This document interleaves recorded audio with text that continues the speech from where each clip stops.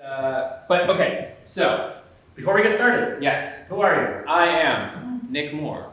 I am from Roundabout Theater Company. I am a teaching artist there that I'm a sound designer, and I work with the Theater Workforce Development Program, so I'm also a technical theater teacher for sound, and I am also a composer. I've been there for about 15 years now, so it's been a while. And on the handout from earlier today?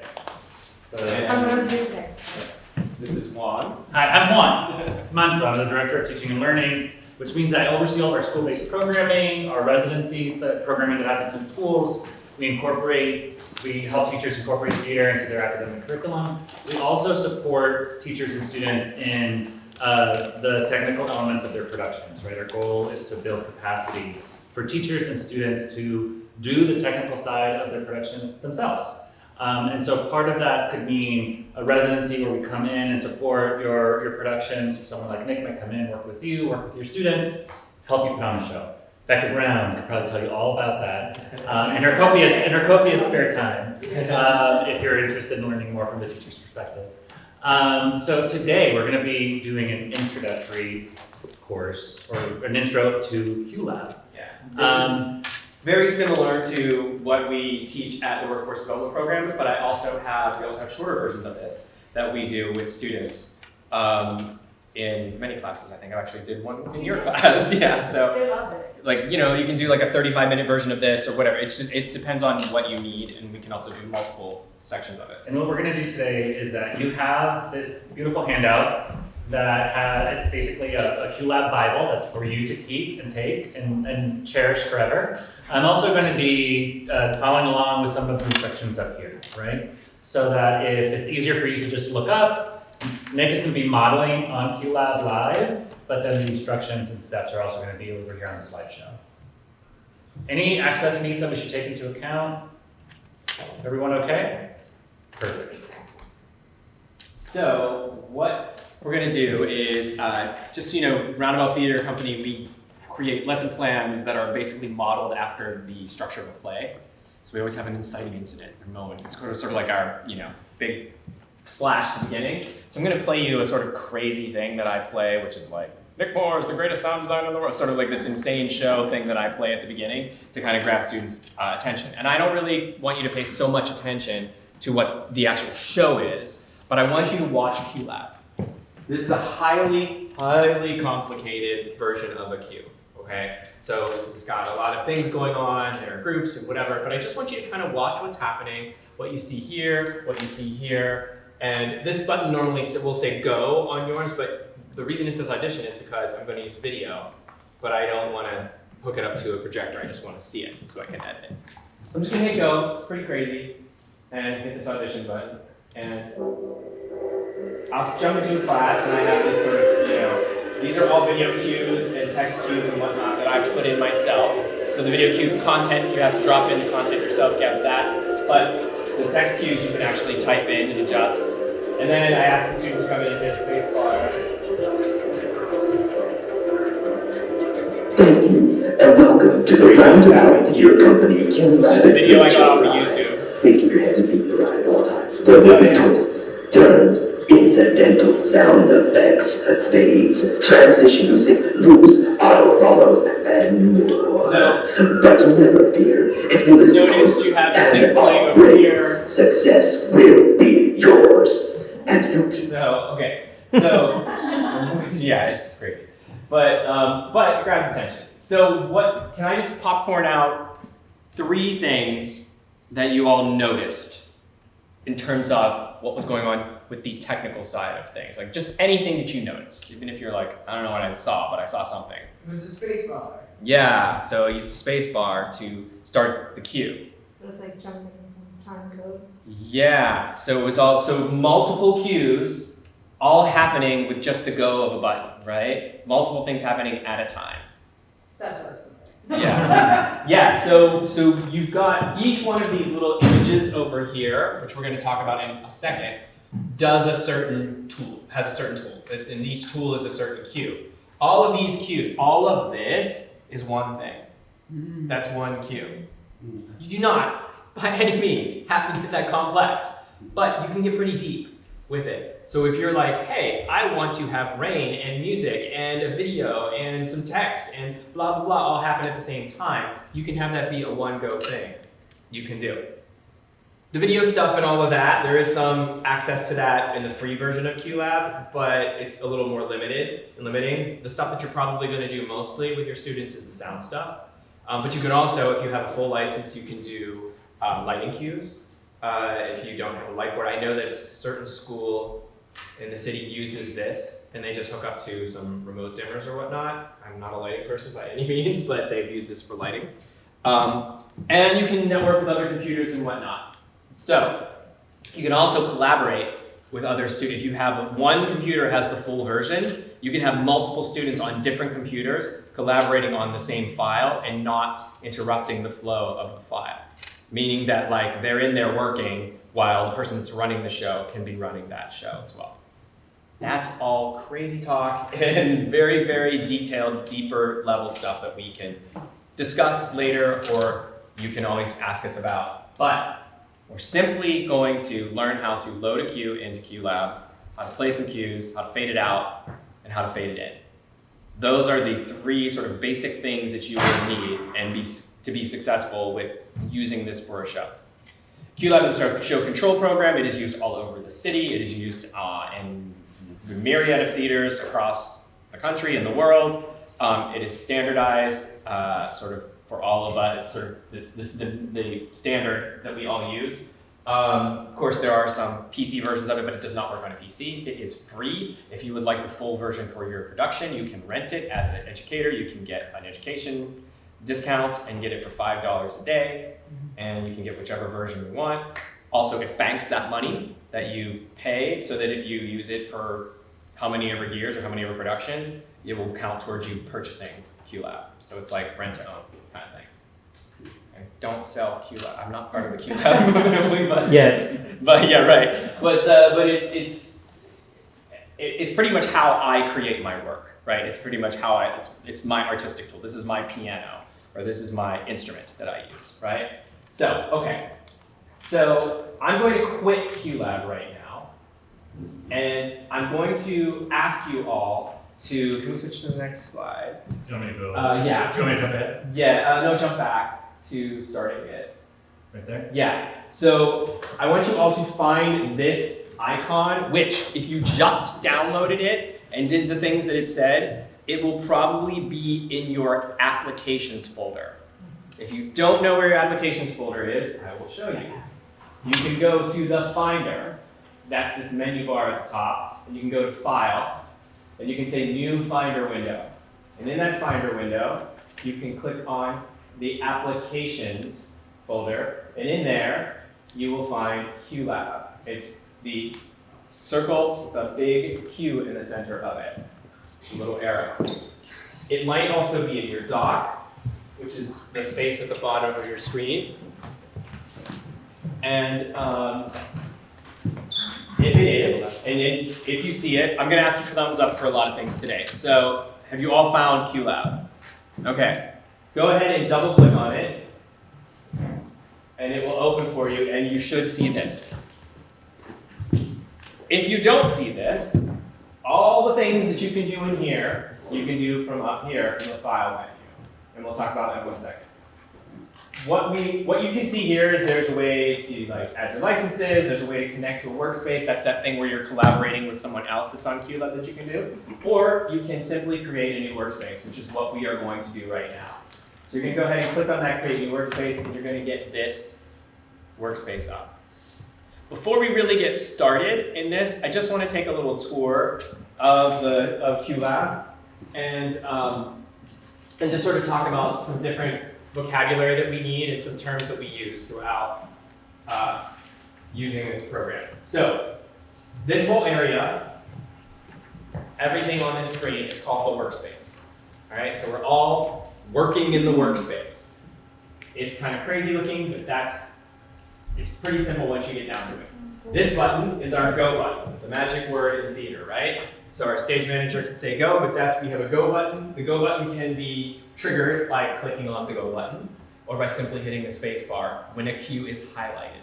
If no cues are highlighted and you start hitting that go button, nothing will happen.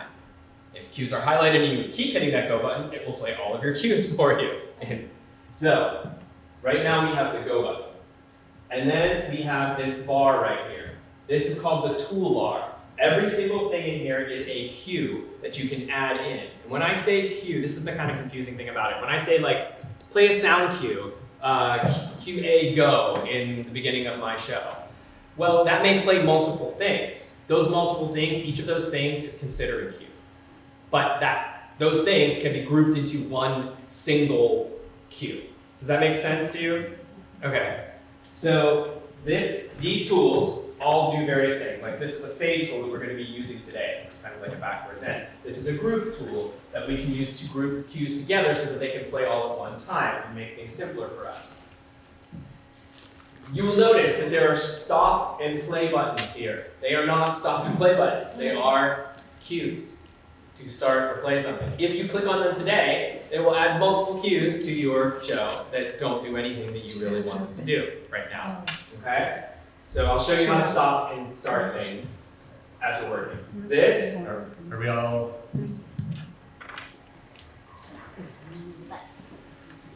Okay. Okay, so this area is called our cue list. This cue list is where you will place all of your cues and you will work your way through playing your show. You will highlight the first cue you had, and then once you hit go, it will go to the next cue. And be ready, standing by for the next cue for you to go, etc., etc. The next spot that we have is where we're going to be doing all of our editing, and that is called the inspector. Has anybody seen this kind of a thing, this kind of diagram before? Yeah, this is just an audio representation of sound. It's just what sound looks like, a visual representation of sound. So you will also notice that you have, in this inspector, you will do all of your editing. You also notice that you have tabs. And each of these tabs will lead you to different tools that you have. So this one happens to be our timed loops. This is where we edit our audio. Very simple editing. Like, I want it to start here. I want to loop it. I want it to go faster. This is one of the really cool things about QLab, is you can take a cue, a song, whatever, and you can change the speed of it. And you can change it so that it's all wacky and you have the crazy, high speed, low speed sound thing, or you can have it auto-correct. You can have it correct that for time. And you can go, I don't know how much you can go, but before it starts having artifacts and sounding weird, but you can change the speed of it. So oh, I really want to slow that song down that my kids are singing. And you can totally do that. And it will sound pretty good. You can push, you'll see, if you push too far, it'll be weird. But that's one of the things that you can do here. You'll see things like play count and start time. And these tabs are how you work your way through QLab and editing QLab. So what we're going to do now is we've opened up QLab, we have our toolbar, we have our go button, we have our cue list, we have our inspector, but we have no cues. So the very first thing I always make my students do, and that you all should get into the habit of doing, is saving your show. Because QLab will not, this is Untitled Workspace, you can load all the stuff in here, and thankfully when you close it, it'll ask you to save it, but if you're like, oh no, I gotta get out of here, and you click, no, I don't wanna save it, you will lose your entire show. So it will, once you save it for yourself, it will auto-save for you, thankfully. It did not used to do that, and it will also create backup files for you, so that if you're like, oh my gosh, we changed that whole scene, we cut it, and now I want it back. Well, you can go back in your backup files and either get that cue or just go back to an earlier version of the cue. But for now, we're going to, how many people are familiar with Mac basic commands, like save, paste, cut? Okay, so we're just gonna save this by doing Command S. And you're all gonna hit Command S and this window will show up. You have a couple of options. You can save the workspace and media to a new project folder, which is a really great thing because what it will do is it will save a file with your QLab workspace file, and then anytime you add audio files or video files to the show, it will actually copy those in there and keep them in your file with you. So that means you can take that folder and just take it to any computer you want. You could put it up on the Google Drive and say, hey kids, download this file, and from your Google Classroom or whatever, and they can download it, and then with a few little tweaks that can make it work for themselves and play. And that way you can transfer something. Like say you wanted to edit it at home, like you're like, oh, I'm gonna do the sound design for my show. I can work on this at home, but I don't want to use it on my home computer, and you can like mail it to yourself, or you can like just put it on a thumb drive and bring it to the school computer, you know, if you have that situation. So you can also just save the workspace file only. So if you wanted to save like multiple versions of the show in your, like I'll save one every day, but I want to keep it in the same folder. I'll be like, today is Tech Day 1, Tech Day 2, Tech Day 3, just for my own, you know, process of workflow. All right, so what you're gonna do. Is it cloud-based or is it taking? No, it is not. It is not cloud-based. So, yes. Oh, I'm sorry. This save workspace, so maybe explain that one more time, just simpler. Okay, This so one, what does that do for you? all this does is it creates, you see where it says save your workspace and media in a new project folder? Yeah, I'll just create a new It folder. makes a whole folder, but it makes a folder, what's special about it is that it makes a folder that now knows that anytime you pull a sound cue in there, it's going to take that sound cue and place it in that folder automatically. So that it makes it a self-contained project that you can take with you anywhere you want to go. So like if you had a bunch of sound effects, those sound effects will still stay on that computer and you'll have them, but it won't be connected to those. Okay. And in the past, this program did not do that. Right. So- Okay. This is new to me. That's why Yeah. I was like, what's that? Yeah, in the past you had to like bundle a workspace, there was all kinds of extra steps that you had to do, and you do not have to do that right Okay, now. cool. So if you're familiar with QLab. Okay, so we're just gonna name our show file. I want you to name it your initials and DOE QLab, or if you don't really like that, you can name it whatever you like, just as long as you know where it is. So I'm gonna name the file NM, Nick Moore, and DOE QLab. And then you're just gonna hit save. And it will ask me, because I already did this before, but I'm going to replace my show, but it will ask you where you want to save it, if you like, or generally it will save it to your desktop, downloads folder, or your docs. Wherever you generally save things, that's where it'll save them for you. All right, so everyone should have a file that looks just like this right now, except their initials. We all good? Everyone's there? Okay. So, and if you don't, please let us know. We will totally come around and help you. If you ever get stuck in at a spot, let us know. This is totally here for you for us to help you. All right, so you can also. Nick, do you want to talk about not having it in full screen mode? Yes, yeah. So if you put your show in full screen mode, you will not be able to gather or access any of the sound cues that you want in your show, right? So if you're in full screen mode, that's great for show, for like when you're running a show when it's done and you don't want anybody to touch anything. And by the way, if you look down on the bottom of your show, there's a show mode and there's an edit mode. So you can put it in show mode and no kid can edit your show, or you can't delete a thing or do a thing. Your show will play the way it is. It's great, you know. Okay, but if you keep it in full screen mode, it really makes it difficult for you to gather and grab files and play things. So no sound designer that I know works with QLab really anything in full screen mode, because there's a lot of, you know, moving around between windows that you're going to need to do. Okay. The other thing I was going to say is that there are multiple ways to do everything in QLab. Like for example, just like any Mac program, you can go and save the file by going up to the menu bar at the top and then choose File and Save. Okay, super simple. We've been through a bunch of steps. The next step is even more simple. It's very basic Mac stuff, but it's one of the most important steps that you will do today, okay? I would like you to, either on your desktop or in your downloads folder, find that folder that we had you download that says QLab Tutorial SFX. And I would like you to open that folder. It's either in your downloads. We asked you guys to download. Okay, Juan will grab my thumb drive and give it to you. Your initials plus you. Yeah, so has everyone downloaded this QLab Tutorial SFX folder? Okay. Who has not? Yeah. Oh, Okay. I have a sound effect. Yeah, that's fine.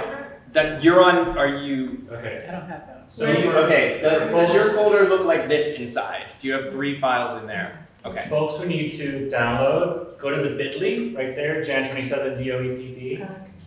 and then you're gonna download the zip file. So it's for you. The one you downloaded, When I click that one though, it says, HTTP error. oh, Yeah, that's, so the way I did it was you have to go back to like the folder option I have all 4. Yeah, so now just click on it. So the thing I was able to do is it didn't open.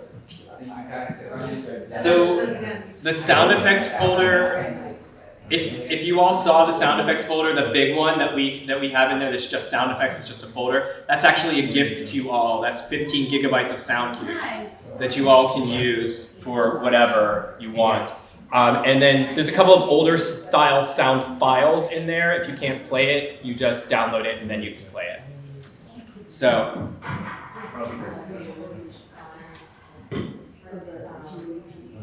pause for a second. Is everybody getting what they need? You need the sounds? Yeah.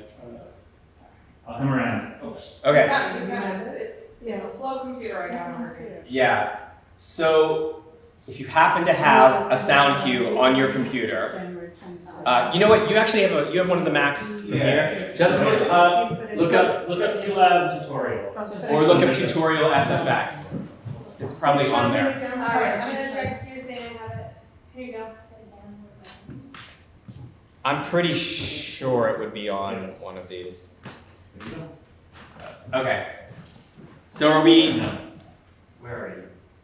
It's fine. Here, let's just do this. All right. So here's what we have going on here. I need you all to open up that folder.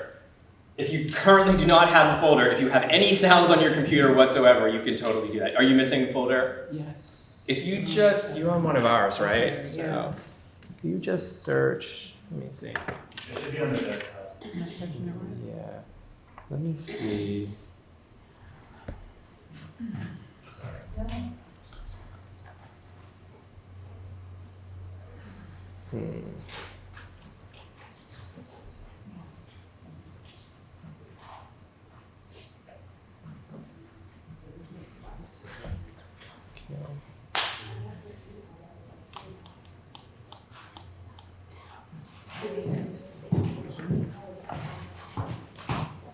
Safari, got your Safari? No. It was just on the desktop. It was just in a Okay. different spot. Okay. Okay. So We can zoom. if you can open up that folder, and it will look like this. You'll have 3 files and 3 folders in there. One that says music from classic horror films, one that says evening sounds, and one that says swarm of flies. I normally do this at Halloween time, and there's like a whole cueing lesson that I do with a horror film, so we get to listen to really creepy, weird stuff today as using it for our kids. Okay. Are we all here at this point? Okay, go ahead and open up that folder by double-clicking the folder that is music from classic horror films. Open that by double-clicking on it. And this is the important lesson of the year. Only click on the sound file that you want to listen to one time. Do not double-click on it. So click once on number 4 for me, main theme. The sound file number 4. If you double-click on it, what will happen is that it will open up Apple Music. And it will begin to play. It will, load it into Apple Music. So that means you have another file that you're taking up space on your Mac. It will start to play that cue, and then we'll continue to play every other sound cue you have in your Apple Music. So we don't want to do that. So all you want to do is highlight it once, and then Where's the main theme? I think I have the wrong folder. Thank you. and then Got it. that's just because you have, yeah. So you click on it once, and then in order to listen to it, you hit the space bar. So go ahead and test it, hit space bar. And then if you want to fast forward, you can by clicking around, just like any old sound file that you work on, and then go ahead and hit the space bar again to stop it. This is how we audition a cue. Why do you care about this? You care about this because you can have this you can have your Mac playing sound through your speakers on your MacBook, and then also have your QLab be playing speakers through your headphone jack, which is going to your sound system in the house. So here, I can have my students or me listen to cues and be like, oh, I want to choose this one, or I want to maybe pull this one in before I play it in the house, before I have to disturb everybody by listening to 15 gunshots or something, or whatever it is that you're doing in your play, right? So everyone has learned how to audition the cue, and now we're just simply going to drag it into our workspace. Your workspace will create a little, this one happens to be purple, have a purple border around it, could be blue, could be yellow, whatever your highlighting color of your computer is, it will do that. You're going to drag it into the workspace and let it go. And you should end up having one cue, and when you're done, it should look like this. The cue should be highlighted, and you should have this area. You won't necessarily have the big yellow box around it. That's just to show you that you're going to have a highlight around it when you drop it in there. We good? Everyone good so far? Okay, so the next thing we want to do is at Roundabout, we use letters for our sound cues just to kind of keep things clear. It's sort of a little bit older version of naming nomenclature for sound design. Sometimes now we'll use S and then a number, and everyone's like S1, S2, S3, S4. But for now, we use, in Roundabout, we use letters. So we're gonna take that number column where it says number 1. We're gonna double click on that number 1, Don't highlight it, just, yeah. and we're gonna rename it A. What I did is I just double clicked on the column that says number, right here. It highlighted yellow for me, and then I typed a capital A in there. Okay? So far so good, right? Super simple. These steps, everything that I'm teaching you, we're just gonna go through step 7 of the tutorial. Everything I'm teaching you is just very basic steps. And in the tutorial that you have in front of you, as you can see, I have like arrows pointing at things, or I've actually, so you can look at the text or you can look at the picture. And if you're like, wow, this is super simple, you can start working your way through this tutorial on your own if you feel like it, and it'll get up to much more complex and more higher end programming as we go through it. Okay, but first things first. Does anybody know how to play your cue? Go or spacebar, either one. So, I'm gonna use a little bit of stage manager, theater, professional language here today. I'm gonna give you some standbys, and then when I say standby for whatever, you're all gonna say sound to me out loud. If your music is playing, press escape. Yes. Yeah, I haven't got to that yet. Yeah. Okay, no music for now. Okay. So, yeah, I was gonna get to that in a second. So you're going to, I'll say standby, you'll say sound to me, and then I'll say go, and you can hit go, okay? I'll like say standby, sound cue, whatever, and you'll hit go. Okay, so this is how to play a cue, but you're all then gonna be probably questioning or wondering, which we just learned, how to stop a cue. That escape key that you all hit, which we're gonna play around with in a minute, is not the real sort of way in your show that you're going to stop cues. That is our panic button. It's literally called a panic button. So it just will stop a cue for you. If you hit it once, it will fade the cue out. It will fade all of your cues out. So if you have video up and you've got other things going on in lights, whatever, it'll send a kill cue for most everything in your, you'll probably keep your lights on, but most everything else. Like your video will go out, your audio will go out. It's like, hold, something needs to happen, we've gotta stop. If you hit it once, it'll fade all that stuff out. If you hit it twice, it will bump it out. Okay, so everybody stand by for sound cue A. Thank you. Sound cue A, go. So your cue is now playing. As you notice, if you look over here in the duration section of column, you will see that it is counting up. It may also be counting down. You can use this little arrow by the duration to see how much time you have left or how much time you're elapsing, right? Okay, so now go ahead, everybody, and hit the escape key. So that just faded out everything. But also notice that you have you do not have a highlight over your cue anymore. When you hit the space bar, it moves to the next cue, or if you're at the end of the show, it moves you out of the show, basically. So you do not have to click on the next cue that you want to have play. You can, but you do not have to. It will literally play the next cue for you. And you'll find that out as we go and we add cues, which we're about to do. But if you want to edit your cue, say change the volume of it, go ahead and highlight your cue for me again, just like I did. Click on it. And you'll notice that you have a bunch of tabs here.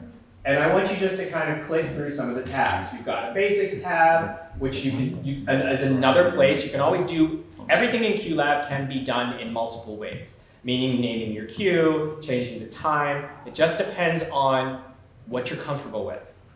Yes, there are multiple things you can do. Yes, you can get really complicated with QLab, but you don't really have to. The whole point of it is that it works for you and you only do what you, like any piece of technology, you only use it the way you need to use it, you know?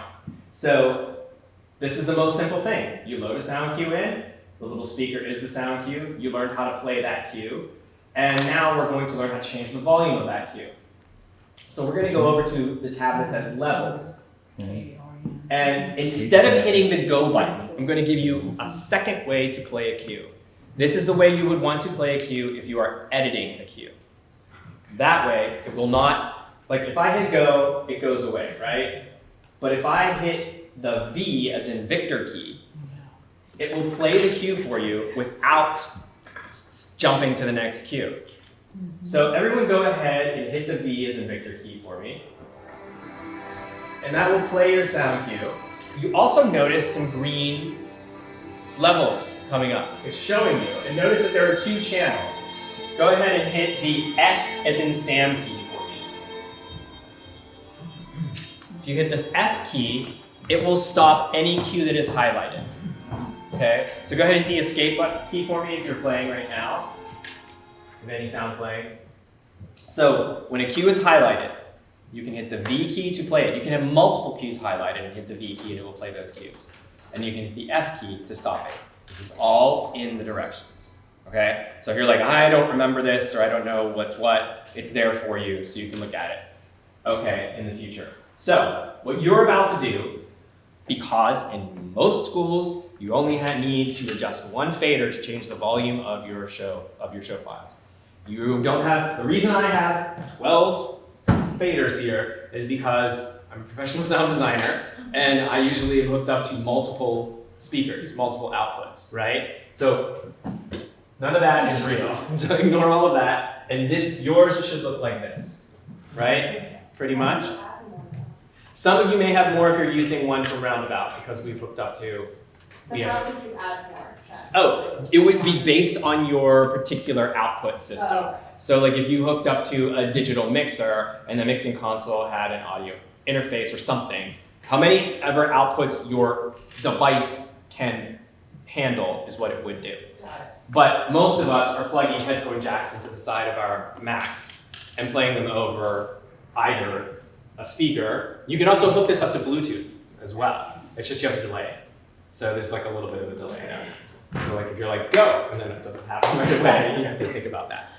Okay, so simple enough. We're going to give you 10 seconds to do this next little thing. You're going to start your cue by hitting the V as in Victor key, and you're going to adjust your level by adjusting the main volume fader for a little while, and then you're going to end up settling at -20, just by adjusting your fader, okay? So go ahead and do that for me. Highlight your cue, start it, and just play around with changing the volume of this on the levels tab. This fader right here, the one that says Until it gets to -20. The first one? the very first one, yeah. That is the only one that you really need to be concerned about 90% of the time. And then go ahead and settle that on -20 for me. And notice that it's kind of a little finicky because you're using a mouse to fade things, right? So, go ahead and hit the escape key for me, again, if you can. So, yeah, nice music. So if you are like, oh my gosh, I'm at 20 point whatever, this is not working, all you have to do is down where it says main, this little box, this little entry box, you're just gonna double click on there and you can just type the number 20. And you might be like, oh, wait a minute, Nick. What do you mean 20? I said 20, why did I get negative 20? How come I got negative 20? Well, because sound works in a certain way, where 0 is what we consider the ultimate level for our show. That's the loudest we really want to be. That's like our happy space, right? We don't want to go over 0. We don't want to go, we want to live around that sort of 0 as being our loudest. So like if I'm like, I've got a huge explosion in my show or a big, trumpet blast or something, and I want that to be super loud, that's the super loud. That's our fortissimo. That's as loud as we're going to get. The other numbers in sound are all taking away from that. So we work in negative numbers. You can go positive in here. You can push it up. And because of the way digital sound works, you can go up to plus 12. But you want to mostly stay in that sort of negative realm. And really, you're just looking to give yourself what we call headroom, enough room so that when you're doing fades and whatnot, you have some space to go. You're not always like, oh my God, all my cues are at negative 40, so then you have no space to work around on yours. That's a whole other conversation that we can get into. But we all set ourselves up to negative 20. All our levels are set. I want to do a quick little pit stop for you all here. If you all could go down to the bottom right corner of your workspace, and there's a little sun or gear, whatever that looks like, and you're going to click on that. This little pit stop is just sort of like a little housekeeping that we're going to do so that we don't have to continually have the cues pick their own numbers. You notice when we dropped the cue in, we got a number 1. If I kept adding cues, it would keep numbering the cues for me. But I don't want them to number, I want to number the cues. I want to put down QA, Q8.2, QB, whatever. So if you look in this general settings window, and you go 1, 2, 3, 4 blocks down into this area, you're going to just uncheck the one that says auto number new cues with increment. This is something that you have to do every single time you start a new file, unless if you change it in the main settings. All right? But this is always a nice practice to do, and that way you save time in having to like renumber cues, or if it's like every time you drop a cue in, it's going to be a number. Okay. So once we've done that, you're all going to say done, and you'll get back to your main window. So let's create a fade and stop.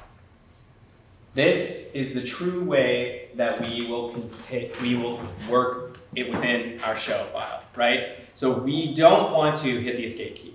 We don't want to hit the S key during our show. Not unless if we're like in tech and we want to hold, or if there's a problem. What we do want to do is we want every single thing that we do in sound has a cue that goes with it. So if I want to change the volume, it's got to be a cue that I've got to change. If I want to put a video in there and I want that video to move to the right of the screen, that's a cue. So anything I do is a cue. And the way we do that is with fade cues, the way we change our volumes. So you're all going to go ahead and hover your cursor over top of this tool that looks like a backwards N. It's 1, 2, 3, 4, 5, 6, 7, 8 tools over.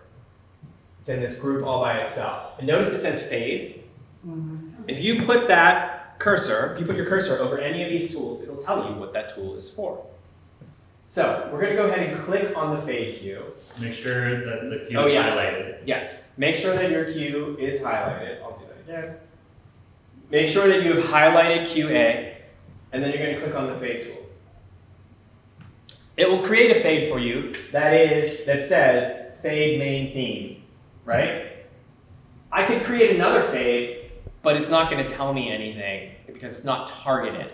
What do I mean by targeted? It means it's not it's not set to say, hey, do something to this file, right? So, oh, by the way, if you would like to delete anything, you must use Command Delete. You cannot delete a cue just by hitting the delete key.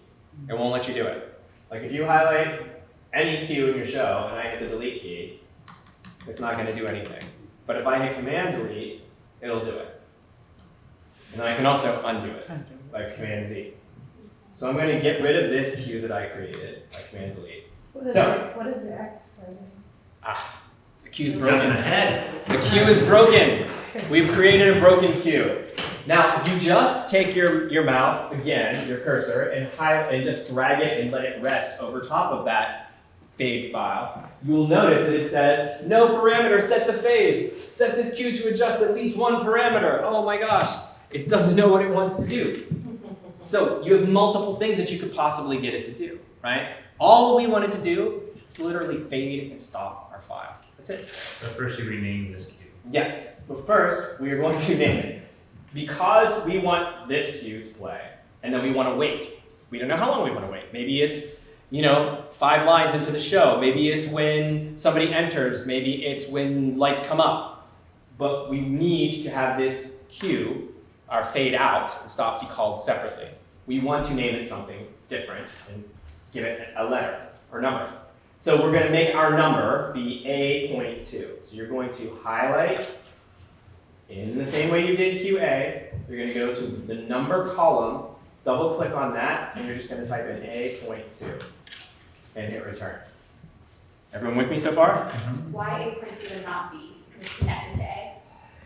It's about, that's totally my own quirk, and the way I work is I do a letter per scene, unless if I get to like A10. And then I'll switch to B or something. Or unless if there's a moment, or unless if I'm doing like French scene stuff and I'll do like a beat, oh, somebody else is coming in, or just depending on how I feel the flow of the show is happening for me. But I try to keep it a letter per scene if I can. And I also skip letter Q, and because QQ, and QO, because QO looks like Q0. So I always skip those two. And what happens if you get past Z? You go AA, But generally you don't, because I can do, the reason I do 2 is because then I can also put 1 in, or you can get really crazy and do A2.5 or A2.2 or just like you do in lighting. You see that happen on lighting boards a lot, where they're like, oh no, we need a queue here. And they're like, but it's between 1 and 2. Yeah. So they'll You do go 1. back in and let's say you queued everything, and then you know what, we want to add this to the scene, and it's in the middle, you go back and click queue. Yeah, it just has to be a different name. And here's the thing. The one thing I will say is that no queue in any QLab show file, because you can have multiple workspaces, multiple lists in one workspace, no queue can be named the same thing. You can never have 2 capital A's. You can have a capital A and a lowercase a, but you can never name, like if I try to name this A, it's just gonna not let me do it. It just won't do it. So just so you know that if you want to drop a new queue in, it just has to be something different that you can identify, and that way it also prevents you having to re-queue your whole script, so if you're like, oh, I want to change nav B and shift all my queues down one call, it's better just to kind of drop in an 8.2 or an 8.1. Okay, so now we have got our queue, we have renamed it, but it's still broken. So I need everybody to highlight that fade queue, and I need you to click on the levels button, tap. And then I need you to go to the main fader and simply click this button on the top left that says set levels from target. There are multiple ways to set a level. This is just one of them that is a little more fancy, right? You do not have to do it this way. I will show you in a minute how to do it the simple way. But this way gives you the ability to take the levels of a queue or anything from that queue. Time and loops, like if you have a certain loop adjustment, any fade that you have with that, takes that and drops it into this queue, copies it over into this queue. Why would you want to do that? If you had, say, 10 speakers and they were all set to a certain level, and then you wanted to have that same level set come in so that you could fade it down, you would drag those into there. Let's go ahead and do this. So now all you're going to do is, it's already preset for you. It says levels, levels, and gangs. Gangs are just grouping, it's just grouping faders together. So it's if I just want to make it so I can turn my 2 main faders up just by dragging them. And the only reason you would do that is if you had multiple speakers. You're just going to hit apply. And notice that your -20 is now in here. right? And all your faders went up to 0, and your -20 is 0. But it's still grayed out, it's still not working because you haven't turned it on. So what I would like you to do now is I'd like you to click on the main fader and turn it all the way down. And notice what it's called. Negative infinity. That's what we call 0. That's like turning, that's mute. That's turning it all, that's pushing the mute button on your TV, phone, whatever. So we've now turned it all the way down. How are y'all feeling? You feeling pretty good? Yeah? Okay, do you want a little like behind, like little like pro tip? Yeah. Okay, so if you hover your mouse over top of the main increment box here, if you hold the Option key down and you click it, it will automatically go from all the way up to all the way down. So I'm literally pushing the Option key, which is the key next to the Command key, and then I'm clicking on the box where the number is, below the main fader, or above the main fader. Right here, above the word main, but below the fader. And I'm turning it up and down. You see that? That's just a quick way for you to be able to get something to go. It'll work if I'm even at whatever number I'm at, 11, 20, 10. It'll just go all the way down for me. Just a faster way of programming. Don't have to do it. You could just take the volume fader, take the fader, and just Could you also type it in? Yep, you can also type in. Yes. You can type any number in that you like. Okay, so there's that. The other thing I'll show you here is this little, this button right here. Sorry, let's go over here first. This little checkbox. See where it says stop when target's done on the far right, below these 3 buttons? Can you click that for me? Go ahead and check that box. And you should notice that your cue has changed to fade and stop. Okay? Why do you want to stop your cue even though you turn it down? Because, 1, you don't want to accidentally turn it back up again, if you have a cue that does that. And you also don't want things to be in RAM or in the memory, running through the memory of your computer. Because if they're doing that, they're taking up processing power. And if you happen to have a show with like a bunch of sound cues running at the same time or a bunch of video cues or whatever, it's going to be taking up that speed and it could potentially slow down your computer. So it's just a reason you always want to just clean the deck. You're done with the cue, we're gonna stop it, it's done, it's out of our system, literally. Okay, so does everyone's window look like this? Yes. Okay, let's run our cues. You need to change the duration. Oh, right, I just forget that. Okay, so last thing.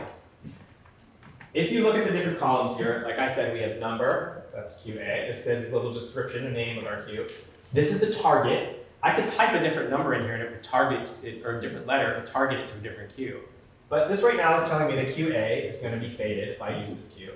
We have a pre-wait, which just means like I don't want it to, when I hit go, I want it to wait a couple of seconds before I hit go. After I hit go. This duration. Can you all double click on this duration column right here? The highlight, make sure that you are highlighting the fade cue. Click on the duration. And this is where we choose what fade time. We're gonna just type 5 in here for now. And hit return. Notice that I didn't like type 00:05 period, all I had to do was make sure it was all highlighted and I typed 5. What you're looking at here, this is like part of CEMTI timecode. CEMTI is just sort of a industry standard, mostly for film, where you label like what frames they are. In this instance, we're using sound CEMTI timecode, so you have milliseconds, so it's like a minute, and it's like seconds, and it's like milliseconds. So, Yes. yes. Say I were to for some reason I needed it to take a minute to fade out, right? Would I then type 1:00 Yes. Yeah. to get the full? Yeah, or you could type 1:, and it would probably know it for you. Yeah, it would probably know it. Say we can do it. 1:, and then it'll do it for me. All these little shorthand tricks, right? So we have 5 seconds. So what's gonna happen is I'm gonna say, you don't have to say sound back to me, but I'm gonna say go QA, you all play QA, and then I'll say go QB, or QA.2, and what's gonna happen is it'll play your cue, and then it'll fade and stop it, if we've all done everything correctly. And you can do this by hitting the go button or hitting The space bar. You can also, believe it or not, connect it to other devices and things like, so like I have like a little go button, like an actual button that's a go button that I connect to my USB and I can actually hit the button. So, which is nice because you put it next to like, especially if the stage manager is like spread out, you can set it, and they're pretty. That's stuff we can, that's some other things that we can sort of talk to you about. Okay, let's try this. So, QA. Highlight your Q. Yes, you always make sure your Q is highlighted. Highlight your Q. QA, go. So play your sound. Wait for a few seconds. Yeah, because I made you all turn it down. Because we were all playing the same Q. QA.2, go. And that should fade down your Q and stop. Now notice that you kind of lost your Q a little bit. Like before you reached that like 2-second mark or whatever. It's pretty relative. So it's like, it depends on whatever your sound system is. So you may want a 5-second fade and you type 5 and it's like, but wait, it's kind of gone. So then you just up it to 7. Eventually you'll get the feel that you want. You know, it's just because we're listening through these little speakers, and right now when you get down so low, it's just too low, right? Okay, everyone good? Yes. Okay, so we're almost there. We just have one more set of steps. Could you all, in the folder, go back to the folder that we had this sound effects in it. Go ahead and hit your escape key if you're playing something. And in that folder, I want you to find the horrible swarm of flies folder and open that, okay? And in that folder, I would like you to find a file that says D and G, flies, swarm, V1, fly, for loop. I'm giving you like a real nerdy sound designery file name, right? This is kind of like how we name files, like whatever show it is. I would like you to drag that into your show. So if you double click on the sound file, it's going to open in Apple Music. You were auditioning it. You were auditioning it. Yes, exactly. Yeah. So go ahead and take that file and drop it into your show. And we are going to go ahead and number it QB. Hit escape. Go ahead and escape. So we're going to number it QB. If I'm gonna start saying a little less of what to do and just be like, do this thing. And if you're like, wait a minute, I don't know what he's talking about, raise your hand and I will like help you do it. I will explain. So go ahead and number it QB. Okay, which one is QB? So you drop the D and G, fly, swarm, V1, fly for loop, this crazy, crazy thing. You're gonna drop that in there. All right?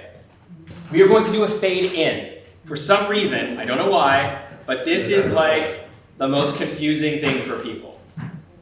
The file has to be playing in order for it to fade in, right? If you want something to happen to a file, if you want a volume change to happen, you have to have it be, like you can't just have the light be turned, like with lights, the light's off, you push a button and then it starts to put electricity in it and the light fades up. You can't do that with sound. You have to have an actual thing that's playing, an actual piece of content, a piece of sound file. So, what we're going to do is we are going to fade down the volume level on the sound file itself. So we're going to have the sound file highlighted and we're going to go to levels. I was here, time and loops, we're going to go to levels, and I'm going to turn it all the way down. Okay? Notice I just clicked at the bottom of the screen of the fader and it turned all the way down. I can do that, or I can type INF, and it will take it to negative infinity for me. Okay?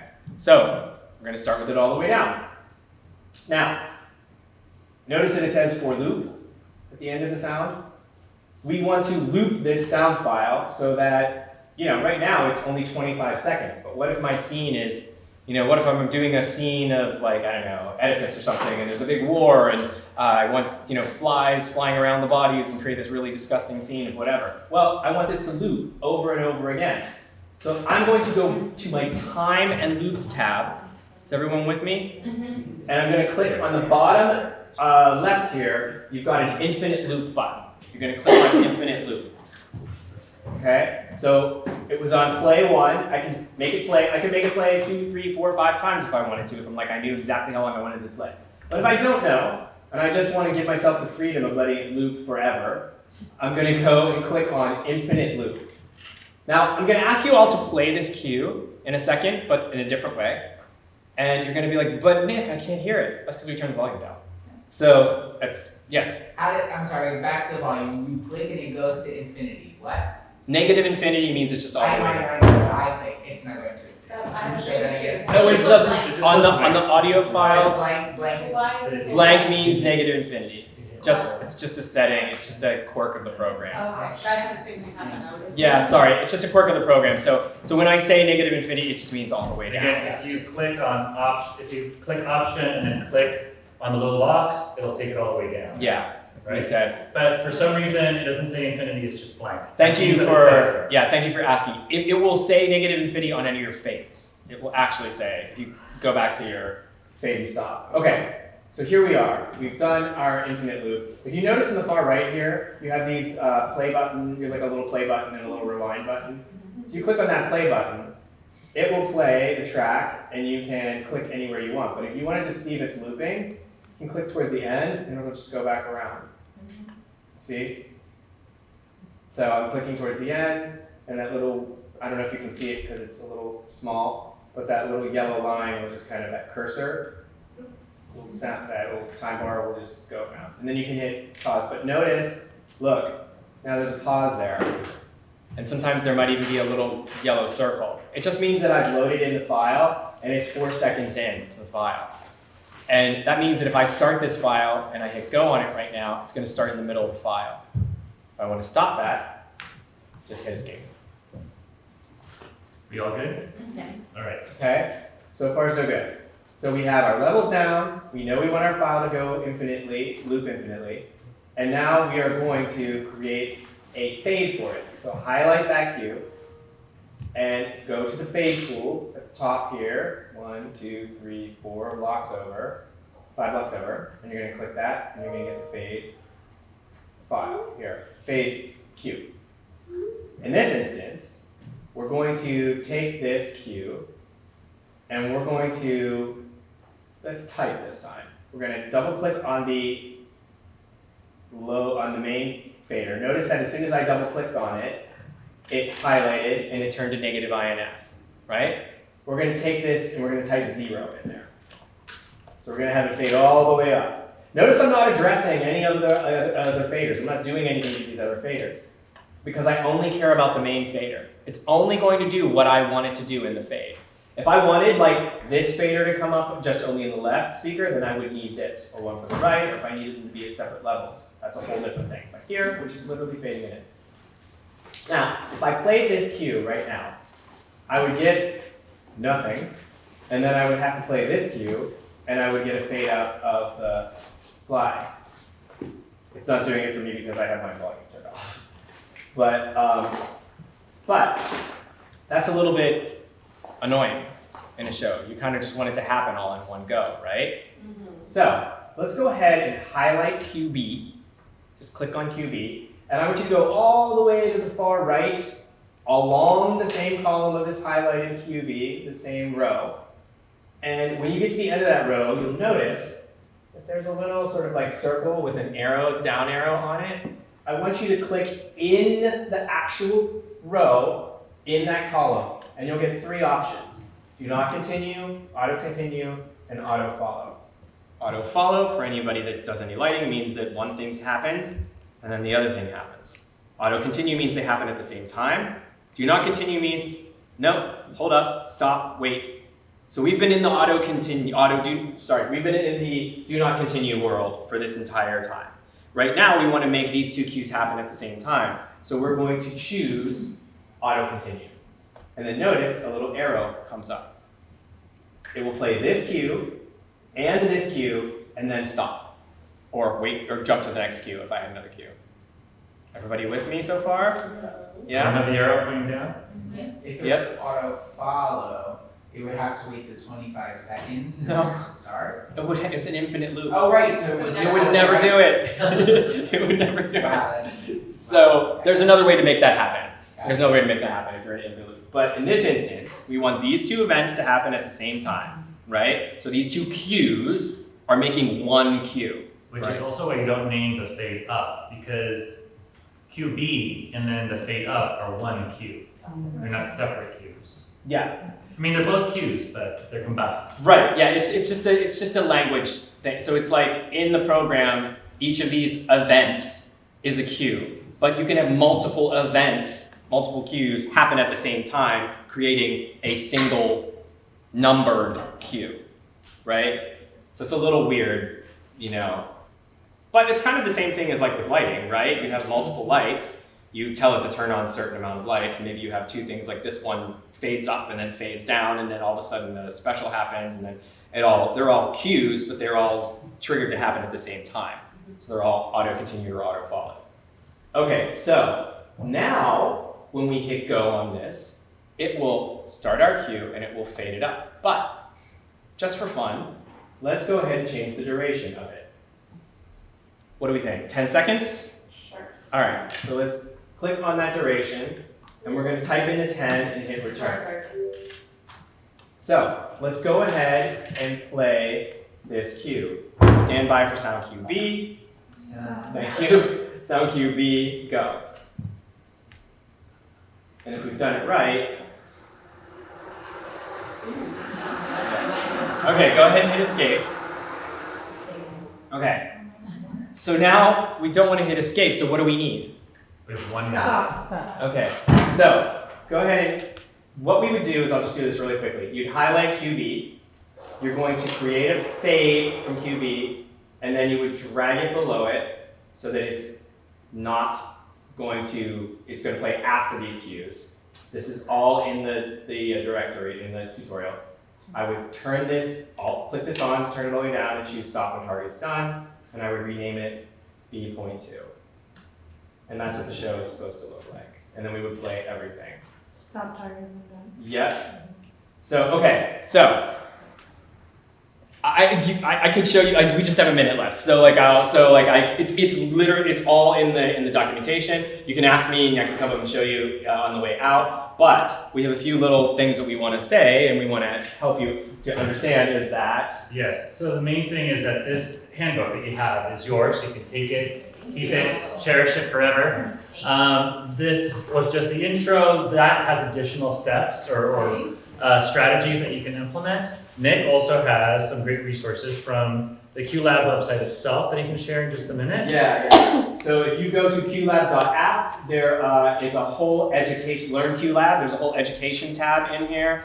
You can download various, I'm not on the internet right now, but you can download various tutorials. You can also download, you can be as crazy deep, you can get very deep into QLab, but they also have sound design 101, so you can download it for your students, and it talks about what sound design is.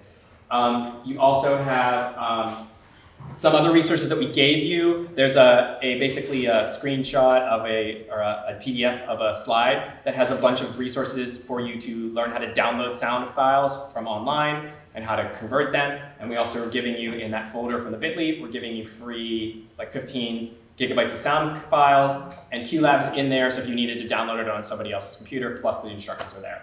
And I also wanted to share that we now have open registration for the Theatrical Teaching Institute. It's a week-long intensive that Roundabout hosts that introduces teachers to our theatrical teaching framework, which is the framework we use to teach theater. We also incorporate some devising workshops as a part of this. The whole week kicks off with a performance of one of our shows. This year it's going to be Pirates of Penzance Musical, and everything sort of connects back to that. So there's workshops that are led by expert TAs on spectacle. There's the participants devise an original piece of theater. It's a really packed day. That's this. Yeah. That's what this is right here, yes, the Theatrical Teaching Institute. There's a QR code that will take you to the registration page.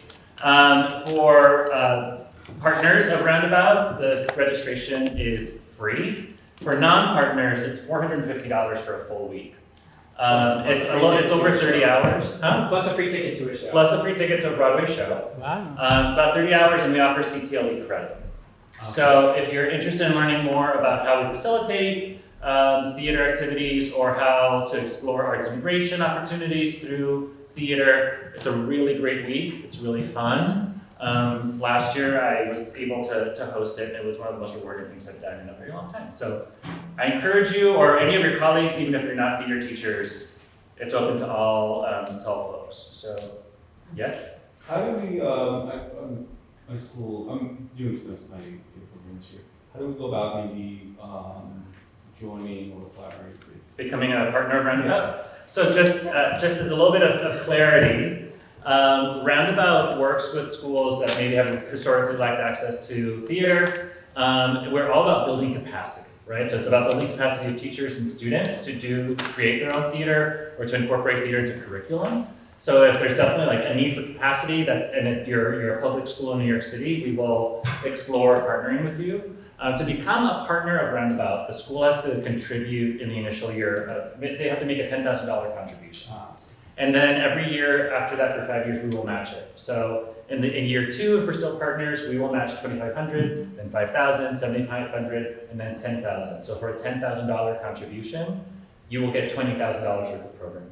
And that includes access to the Theatrical Teaching Institute for all of your teachers, access to our student matinees, workshops, our Hidden Career Path Days. Becca, like I said, is a partner, her school is a partner of Roundabout. We have worked with schools to secure funding, either through city council member CASA grants, different funding opportunities, but ultimately it starts with the school making a contribution and then being matched with time. And like I said, we are really big on supporting our school partners and making sure that they have what they need. So it's really about, seeing what people want and then going from there. So each partnership looks slightly different based on what they're trying to achieve. The theatrical workforce development program is Yes. also great for graduates. So like if your high school kids graduate, that's a great thing to look into for them. So the Theatrical Workforce Development Program is a workforce program.